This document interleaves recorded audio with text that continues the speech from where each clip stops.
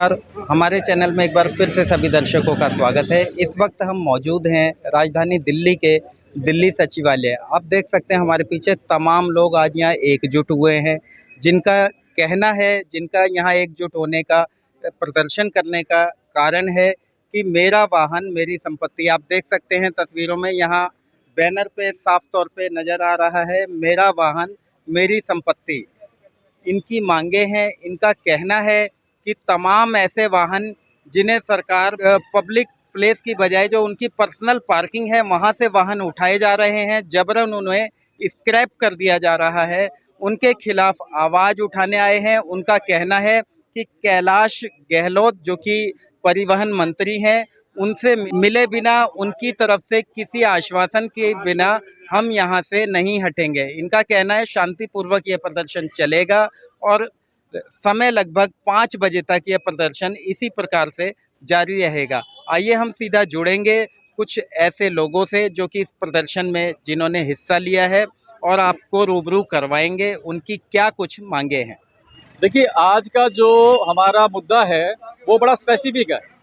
मैं बताऊंगा आपको, पूरी दिल्ली में से 10 और 15 साल पुरानी गाड़ियां उठा के स्क्रैप की जा रही हैं और एक ऑर्डर जारी होता है ट्रांसपोर्ट डिपार्टमेंट से कि दिल्ली में सभी गाड़ियां 10-15 साल पुरानी स्क्रैप कर दी जाए। और वो ये कहते हैं कि ये एनजीटी और सुप्रीम कोर्ट का ऑर्डर है, यहाँ तक कि वो घर के अंदर घुस के गाड़ियां उठा रहे हैं, जबकि सुप्रीम कोर्ट का ऑर्डर और एनजीटी का ऑर्डर बड़ा स्पेसिफिक है। वो ये कहता है कि डीजल गाड़ियां जो 15 साल पुरानी है और BS12 है, केवल वही स्क्रैप होंगी। बाकी इसके अलावा कोई भी गाड़ी रोड पे मिलती है जो 10-15 साल पूरे हो गए, in accordance with motor vehicle act उसका चालान करके उसको दे दिया जाए। वो अंडरटेकिंग देगा कि मैं अपनी गाड़ी पब्लिक प्लेस पे पार्क नहीं करूंगा। ये लो है। वो क्या करते हैं, इनके स्क्रैपर आते हैं, बदमाश आते हैं, कहते हैं नहीं तुम्हारी गाड़ी स्क्रैप होगी, हम छोड़ेंगे नहीं। ये परसों की बात है, परसों रात को देखिए DDA की जो परमाइसिस है सोसाइटी का, वो प्राइवेट पार्किंग है, वो अंदर घुसते हैं, कहते गाड़ी उठा के लेके जाएंगे। हमने उनको एक ही बात कही कि ये जो गाड़ी है आप चालान कर दीजिए अगर आप इसको पब्लिक प्लेस मानते हैं तो, क्योंकि आप चालान करें ना तो सुप्रीम कोर्ट का ऑर्डर है ना एनजीटी का, फिर ऑर्डर दिखा दीजिए हमें। आप एनजीटी का ऑर्डर दिखाइए जो कहता है मेरी गाड़ी स्क्रैप हो सकती है, आई ओबे द लॉ, मैं गाड़ी अभी दे दूंगा।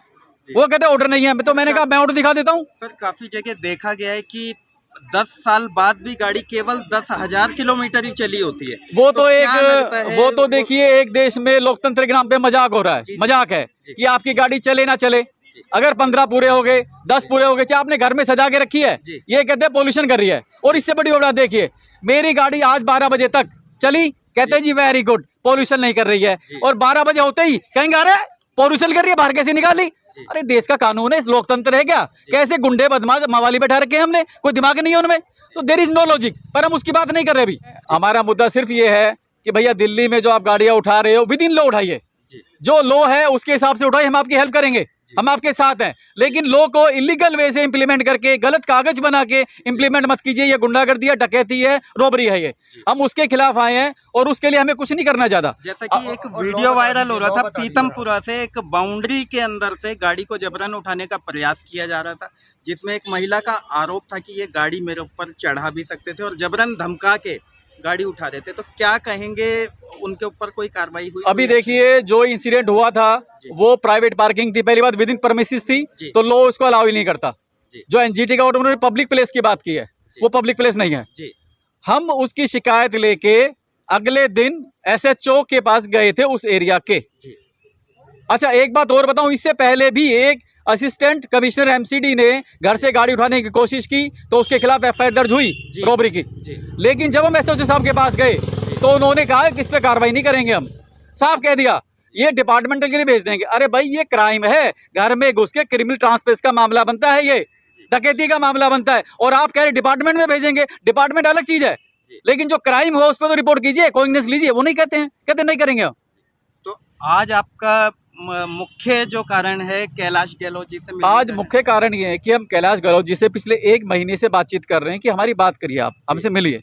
हमने उनको मेल किया, हमने उनको लेटर भी भेजे, तो उनके PA साहब हैं, कोई दीवान साहब हैं, उनसे मेरी बात हुई। उन्होंने कहा जी हम आपकी बात करवा देंगे। हमने रजिस्टर्ड बोर्ड से भेज भी दिया डॉक्यूमेंट सारे के सारे, मैंने प्रूफ दिखा दिए। मैंने कहा मिलिए, बात तो करें, जो इलीगल और उसको रोकना हमने। उन्होंने हमें टाइम नहीं दिया, बातचीत नहीं की। हमने कॉन्टिन्यूसली मेल भी किया। अब लास्ट में पब्लिक के पास क्या है, इज ओवर एमएलए, वो हमारे एमएलए हैं, हमारे रिप्रेजेंटेटिव हैं, हम दिल्ली की जनता है, हमारे पास उनसे मिलने का पूरा अधिकार है। तो आज हम सिर्फ उनसे मिलने आए हैं कि भैया ये बता दे ऑर्डर एनजीटी का, सुप्रीम का कौन सा ऑर्डर है जो सारी गाड़ियां स्क्रैप हो सकती है। और एक बात और, अगर वो कहते हैं मैं बिजी हूँ, बीमार हूँ, भारत से बाहर हूँ, दिल्ली से बाहर हूँ, आप फोन पे बात करो, इतनी लिबर्टी भी दे रहे हैं हम आपको।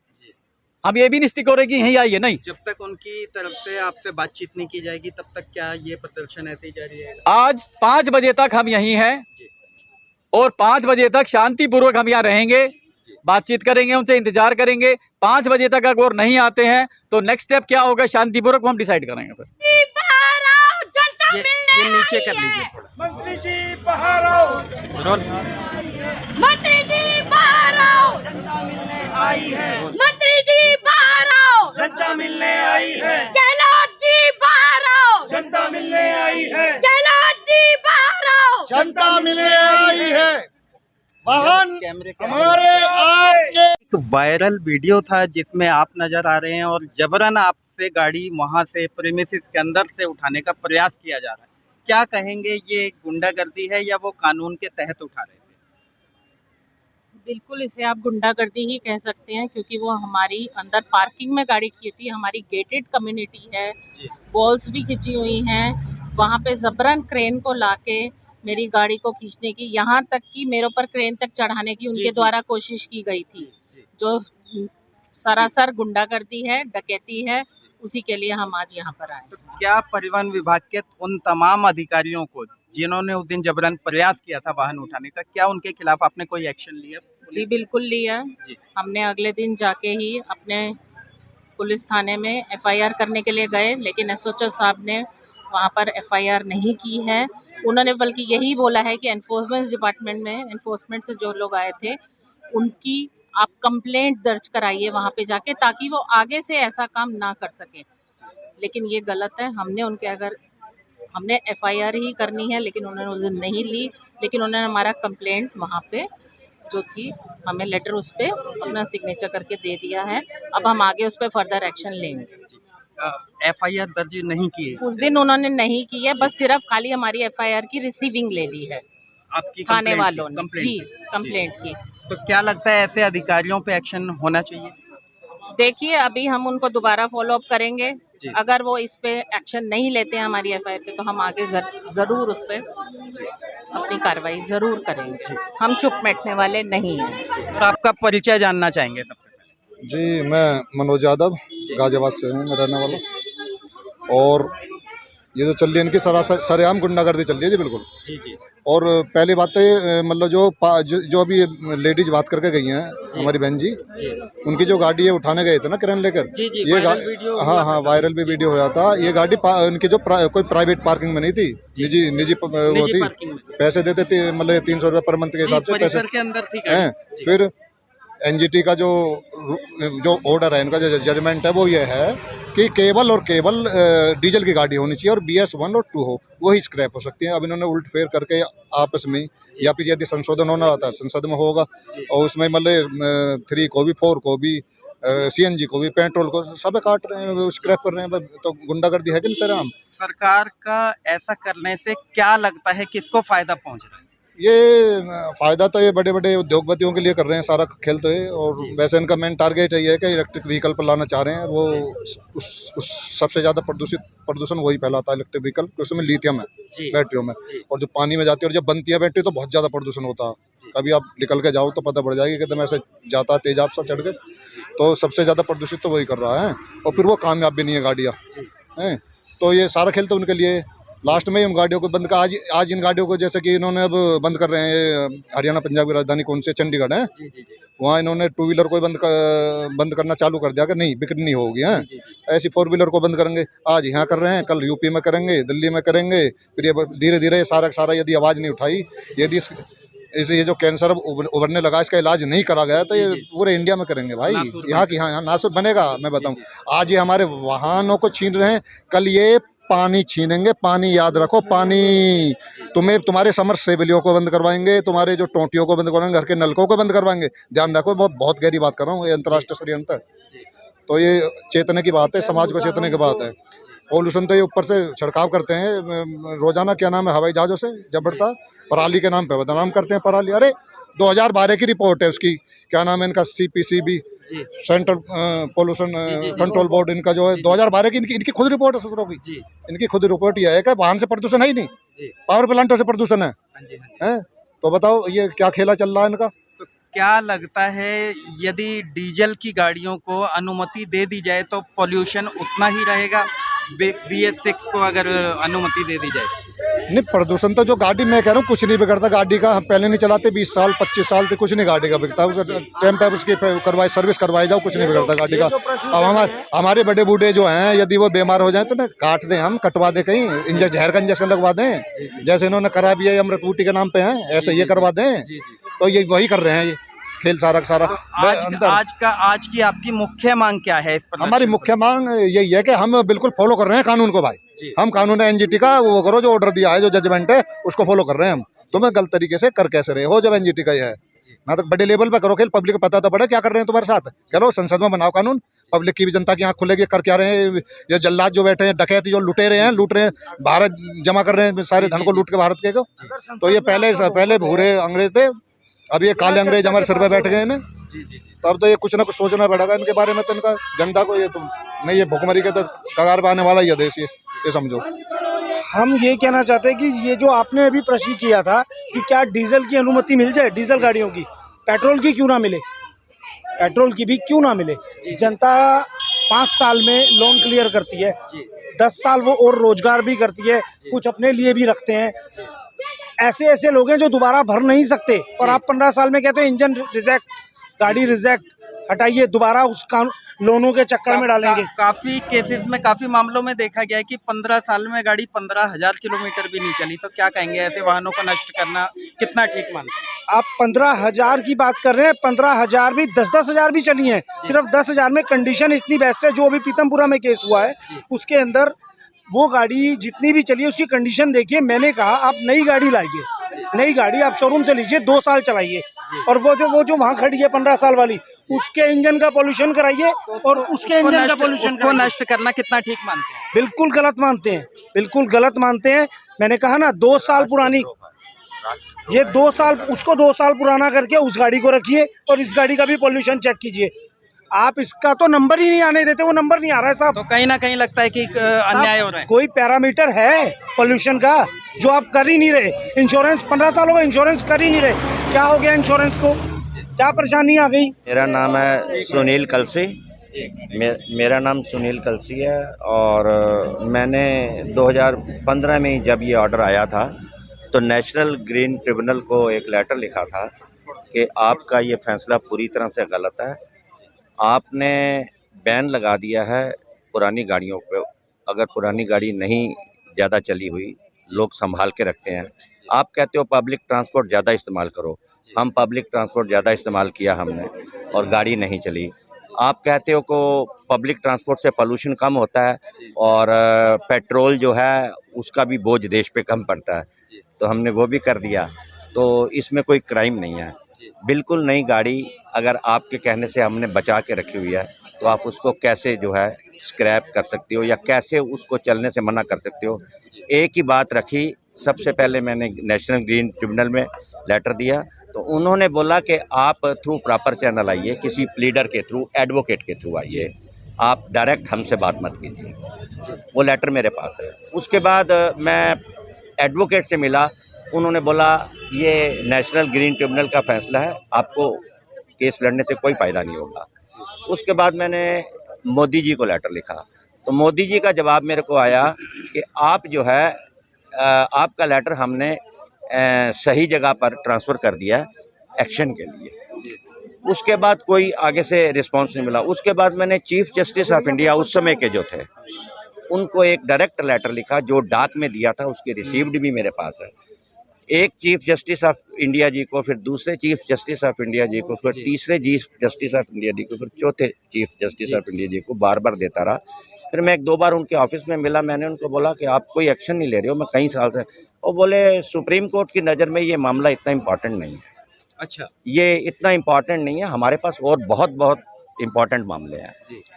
फिर उसके बाद मैंने दोबारा प्रधानमंत्री कार्यालय में मोदी जी को लेटर लिखा, वहाँ से कुछ नहीं। फिर गडकरी जी को लिखा लेटर, गडकरी जी के लेटर का मुझे कोई जवाब नहीं आया। तो बिल्कुल ट्रांसपोर्ट भवन में गडकरी जी के ऑफिस में मैं गया, तो नीचे रिसेप्शन वालों ने बोला कि आप अंडर सेक्रेटरी मिस्टर जीवा हैं, कोई एस के जीवा शायद है, आप उनसे इंटरकॉम पे बात कर लो जी, आपको ऊपर नहीं जाने देंगे, आप इंटरकॉम पे बात कर लो। तो मैंने इंटरकॉम पे उनके बात करी, तो मैंने उनको रेफरेंस दिया कि मैंने आपको एक लेटर दे रखा है, आप उसका जवाब दीजिए। मैं आपको बार बार कहता हूँ ये एक बेजान चीज़ है, अगर ये कम चली हुई है तो आप इसको कैसे रिजेक्ट कर सकते हो? अगर ये बहुत कम चली हुई है, एक बेजान चीज़ है, इंसान तो है नहीं कि 60 साल के बाद बूढ़ा होना ही होना है, ये एक बेजान चीज़ है। आप स्ट्रिक्ट पैरामीटर्स के ऊपर, आप जितने स्ट्रिक्ट करना चाहते हो उस पैरामीटर्स के ऊपर इसका पोल्यूशन या इसकी कंडीशन फिटनेस चेक कर लो। अगर ये रिजेक्ट है तो इसको स्क्रैप में भेज दो, अगर रिजेक्ट नहीं होती और ये फिटनेस में ठीक है तो आप क्यों उठा रहे हो किसी की गाड़ी को? बिल्कुल गलत है, नाजायज़ है। तो जीवा जी ने मुझे बोला, एक रिस्पॉन्सिबल ऑफिसर हैं वो ट्रांसपोर्ट मिनिस्ट्री में, जीवा जी ने मुझे ईमेल भेजा कि उसमें लिखा हुआ था कि हमने 2019 में ही इस फैसले के अगेंस्ट सुप्रीम कोर्ट में पिटीशन डाल दी थी, और हमने उसमें लिखा हुआ था कि एम्बुलेंस, ट्रैक्टर, स्कूल की गाड़ियाँ, और वो मेरे पास ईमेल है पूरा, इन सब को अलाउ कर दिया जाए। उन्होंने ये बोला था कि हमने ये परमिशन मांगी है कोर्ट से, सुप्रीम कोर्ट ऑफ इंडिया में पिटीशन डाली हुई है कि इन सब को जो है परमिशन दे दी जाए। लेकिन अब ये कोर्ट के रजिस्ट्रार के ऊपर है या रजिस्ट्री के ऊपर है कि ये मामला उन्होंने कब उठाना है, ये कोर्ट, सुप्रीम कोर्ट तय करेगा, हम नहीं तय करेंगे। तो मैंने उनसे ये बोला कि अगर आपने पिटीशन डाल रखी है तो इसका मतलब ये मामला सुप्रीम कोर्ट में है, और आपकी जो पिटीशन है सेंट्रल गवर्नमेंट की, ट्रांसपोर्ट मिनिस्ट्री की, इसका मतलब वो पेंडिंग है। तो पेंडिंग होने के बाद ये सब क्यों हो रहा है? तो फिर उसके बाद मैं 3-4 बार उनको फ़ोन भी किया, ईमेल भी किया उनको, उनका ना कोई जवाब आया। मैं रिसेप्शन पे गया, मैंने अपना रेफरेंस दिया रिसेप्शन पे 2-3 बार। मैंने कहा मेरी जीवा जी से बात करवाइए कि जब आपने सुप्रीम कोर्ट में, मेरे पास वो उनका ईमेल है जिसमें उन्होंने सुप्रीम कोर्ट में पिटीशन नंबर दे रखा है कि इतनी तारीख को हमने, ये हमारा सुप्रीम कोर्ट का सीरियल नंबर है, और ये पिटीशन हमने लगा रखी है कि रिलीफ, डोमेस्टिक गाड़ियों को रिलीफ दे दिया जाए। उसके बावजूद ये जो अंधेरगर्दी हो रही है, ये देखने लायक है कि कोई सुनवाई नहीं। कहते हैं ना, जनता के प्रतिनिधि, जनता के प्रतिनिधि जनता को देख के, तंग होता देख के परे मुंह करके घूम रहे हैं, और जनता के प्रतिनिधि जो कहते हैं कि हम जनता के साथ हैं, वोट मांगने आएंगे तो बड़ी अच्छी तरह हाथ फैलाएंगे, और अभी क्योंकि वोट का टाइम नहीं है, वोट थोड़ी दूर है, उनको पता है जनता भी भूल जाती है, मीडिया भी भूल जाता है, तो अभी इस वक्त बिल्कुल सुनाई नहीं कर रहे। जिसके पास भी जाओ मीठी बातें करके गोल घुमा के भेज देगा, लेकिन कोई भी इंटरेस्ट नहीं ले रहा इस वक्त, और पूरी तरह से गलत और नाजायज काम कर रहे हैं। अब एक बात आप बताइए, अगर कोई भी आदमी है, उसकी गाड़ी नहीं चली है तो ये क्राइम है क्या? आप फिटनेस चेक कीजिए, फिटनेस अगर नहीं होता, कोर्ट में आप कहते हो हमने, सेंट्रल गवर्नमेंट का एक रिस्पॉन्सिबल ऑफिसर कह रहा है कि हमने सुप्रीम कोर्ट में पिटीशन डाली हुई है और उस पिटीशन का नंबर ये है, तब तक तो वेट करो। सुप्रीम कोर्ट में मैंने 4 आपने लेटर दिए, मेरे पर नहीं, गवर्नमेंट ने भी लेटर दिया सुप्रीम कोर्ट का, वो कोर्ट का केस नंबर भी है, उन्होंने मुझे ईमेल कर रखा है, तब भी कोई सुनवाई नहीं। तो उसके बाद ये अंधेरगर्दी, और ये तो क्या लगता है सर, फिटनेस के आधार पे ही वाहन, फिटनेस के आधार पे ही देखो आप इतने, ये ऐसा तो है नहीं कि ये मतलब समझ नहीं रहे बात को, बिल्कुल ये समझना नहीं चाहते, ये समझ रहे हैं सब बात को कि आप अगर कोई गाड़ी है, आप उसको कहिए कि हम आपकी फिटनेस चेक कराएंगे, फिटनेस ठीक है तो अपने घर ले जाओ, फिटनेस नहीं ठीक है तो स्क्रैप पे ले जाओ। काफी वाहनों को देखा गया है कि 15 साल में भी वो सिर्फ 1500 किलोमीटर चले हैं। सर ऐसी कॉस्टली गाड़ियां हैं जो लोग यूज करते हैं सिर्फ स्पेशल ओकेशंस के लिए। महंगी गाड़ियां 40-50 लाख की जो वो लोग यूज करते हैं स्पेशल ओकेशंस के लिए। स्पेशल ओकेशन मतलब शादी ब्याह और फार्म हाउसेस के लिए, वो सारी यूज करते हैं ये उनको, और उनको बहुत कम यूज। अगर किसी ने संभाल के अपनी गाड़ी स्पेशल ओकेशन के लिए रखी हुई है और वो बहुत कम चलती है तो वो कैसे स्क्रैप के लिए हो गई, इस बात का रिटर्न में जवाब देंगे।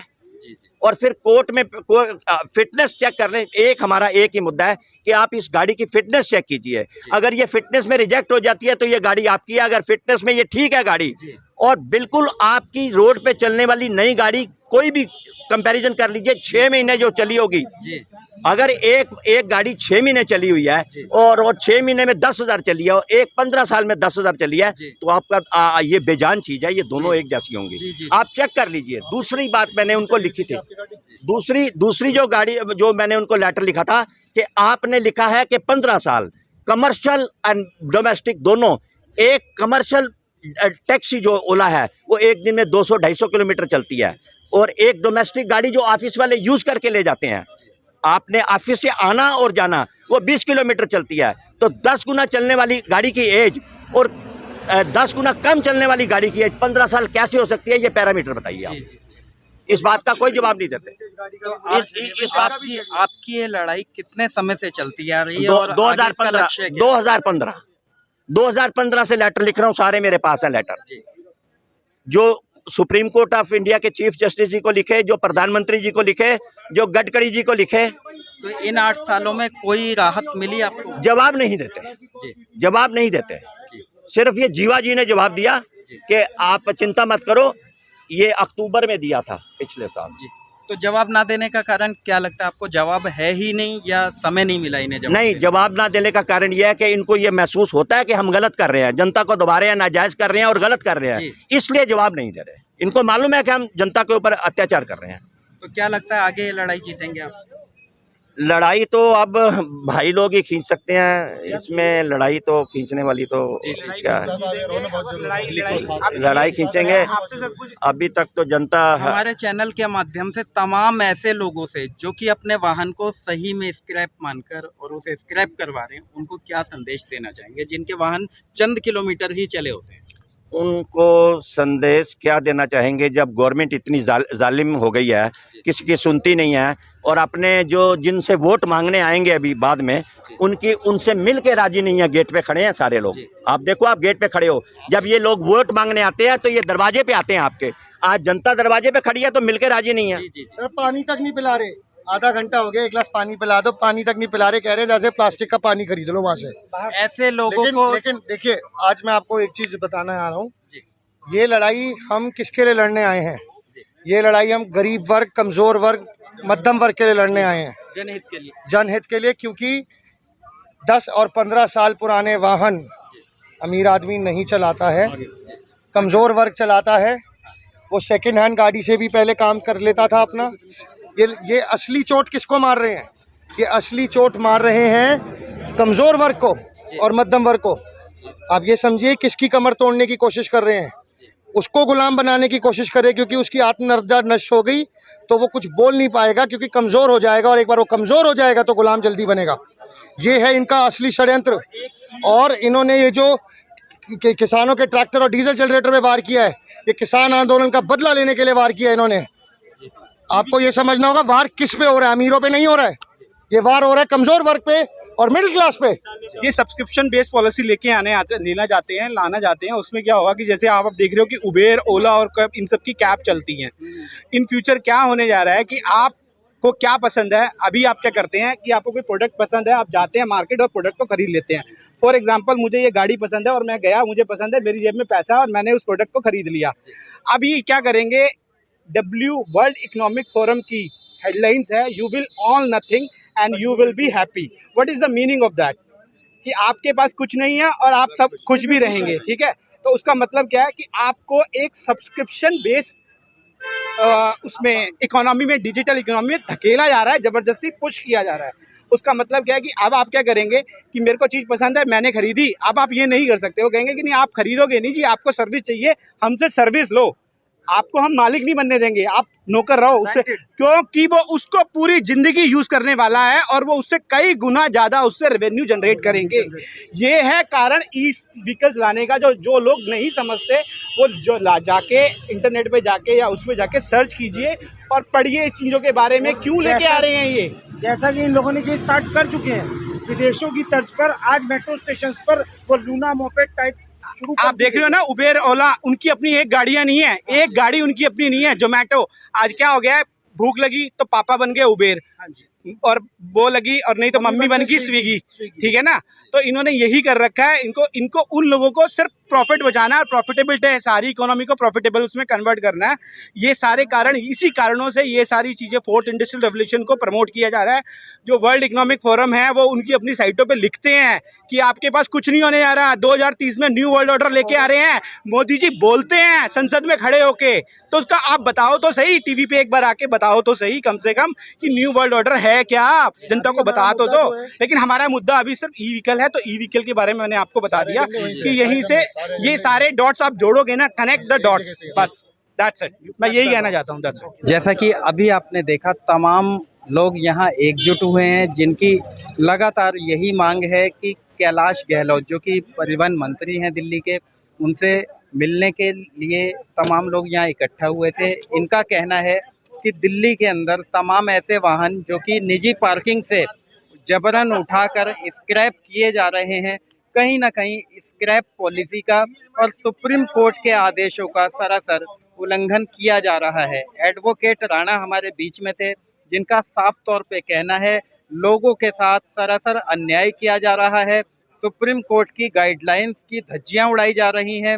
उनका कहना है यदि आपका वाहन बेशक वह 10 साल पुराना हो, एक स्क्रैप पॉलिसी के अंतर्गत आ रहा हो, तब भी आपके वाहन को आपकी निजी पार्किंग से आपकी मर्जी के बगैर उठाया नहीं जा सकता।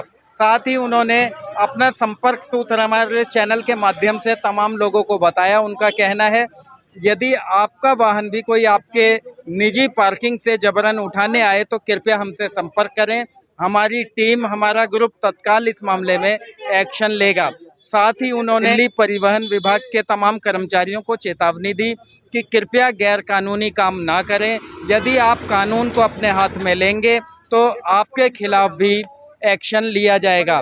दिल्ली के विभिन्न क्षेत्रों से तमाम लोग यहाँ इकट्ठा हुए हैं। अब देखना यह होगा क्या इनकी मांगे सुनी जाएंगी, क्या परिवहन मंत्री इनसे मिलने यहाँ पर आएंगे या फिर इन्हें ऐसे ही यहाँ से बिना किसी आश्वासन के लौटकर जाना होगा।